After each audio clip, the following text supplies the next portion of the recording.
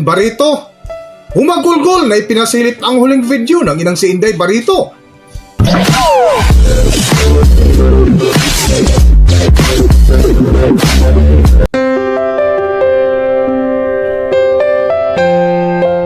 Welcome back to Philippine Celebrity Broadcast.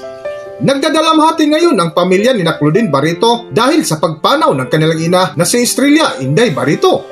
Pumanaw si Mami Inday sa edad na 89 years old araw na Huwebes, January 29, 2026. Kung matatandaan, higit 3 buwan pa lang ang lumipas ay humarap pa si Ate Inday kay Uji Diaz na kung mapansin mo ay napakalakas at maliksi pa ito habang nakipagkwentuhan kay Uji Diaz na kung saan labis ikinagulat ng netizens ang balitang kumalat sa social media sa pamamagitan ng mga maikling video clip na ibinahagi ng aktris na si Claudine Barreto na makikita mo nga sa unang video ni Claudine na nakaupo ito sa tabi ng hospital bed ng nakaratay na ina sa St. Luke Medical Center sa BGC kasama ang mga anak.